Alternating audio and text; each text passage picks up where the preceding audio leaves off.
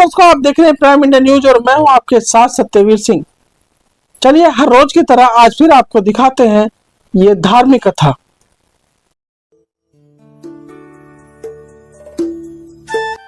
ओम नमः शिवाय। दोस्तों कैसे हैं आप सभी? मुझे पूरा उम्मीद है आप बहुत खुश और बहुत अच्छे होंगे। तो दोस्तों आज मैं आपके लिए लेके आया हूँ वट सावित्री कथा, जिसे सुहागन महिलाएं वट सावित्री व्रत रखती हैं और इस कथा को सुनती हैं। माना जाता है कि जो वट सावित्री कथा सुनता है उसका वैवाहिक जीवन खुशहाल रहता है। तो आइए सुनते हैं सावित्री जी की कहानी। तो बने रहिए मेरे साथ आखिरी तक। हिंदू पांचांग के अनुसार ज्येष्ठ माह की अमावस्या तिथि को वट सावित्री व्रत पड़ता है। सुहागन महिलाएं पति की लंबी आयु और अच्छे स्वास्थ्य के लिए बरगद के पेड़ की पूजा करती हैं। इसके साथ ही वट वृक्ष से कामना करती हैं। पति के साथ साथ संतान सुखी रहे, इसके लिए भी बरगद के पेड़ की विधि विधान पूजा करने के साथ व्रत कथा सुनना शुभ होता है। तो आइए चलते हैं कथा की तरफ। प्रसिद्ध तत्वज्ञानी अश्वपति भद्र देश के राजा थे। उनको संतान सुख नहीं प्राप्त था। इसके लिए उन्होंने 18 वर्ष तक कठोर तपस्या की, जिसके उपरांत सावित्री देवी ने कन्या प्राप्ति का वरदान दिया।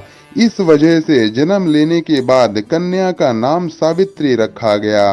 कन्या बड़ी होकर बहुत ही रूपवान हुई। योग्य वर ना मिलने की वजह से राजा दुखी रहते थे। राजा ने कन्या को खुद वर खोजने के लिए भेजा। जंगल में उसकी मुलाकात सत्यवान से हुई। धूमतेसन के पुत्र सत्यवान को पति रूप में स्वीकार कर लिया। इस घटना की जानकारी के बाद ऋषि नारद जी ने अश्वपति से सत्यवान की अल्प आयु के बारे में बताया।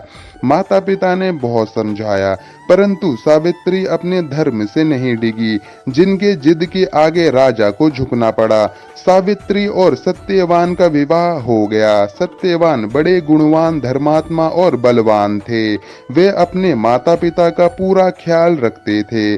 सावित्री राजमहल छोड़कर जंगल की कुटिया में आ गई थी। उन्होंने वस्त्राभूषणों का त्याग कर अपने अंधे सास ससुर की सेवा करती रहती थी।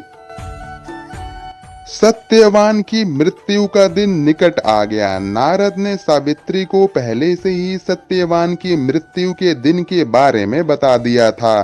समय नजदीक आने से सावित्री अधीर होने लगी। उन्होंने 3 दिन पहले से ही उपवास शुरू कर दिया। नारद मुनि के कहने पर पितरों का पूजन किया। प्रत्येक दिन की तरह सत्यवान भोजन बनाने के लिए जंगल में लकड़ियां काटने जाने लगे, तो सावित्री उनके साथ गईं। वह सत्यवान के महाप्रयाण का दिन था। सत्यवान लकड़ी काटने पेड़ पर चढ़े, लेकिन सिर चकराने की वजह से नीचे उतर आए। सावित्री पति का सिर अपनी गोद में रखकर उन्हें सहलाने लगी। तभी यमराज आते दिखे तो सत्यवान के प्राण लेकर जाने लगे। सावित्री भी यमराज के पीछे पीछे जाने लगी। उन्होंने बहुत मना किया, परंतु सावित्री ने कहा, जहां मेरे पति देव जाते हैं वहां मुझे जाना ही चाहिए। बार बार मना करने के बाद भी सावित्री पीछे पीछे चलती रही। सावित्री की निष्ठा और पति प्रेम को देखकर यम ने एक एक करके वरदान में सावित्री के अंधे सास ससुर को आंखें दी, उसका खोया हुआ राज्य दिया और सावित्री को देखने के लिए कहा। पर सावित्री लौटे तो लौटे कैसे? सावित्री के प्राण तो यमराज जी लिए जा रहे थे।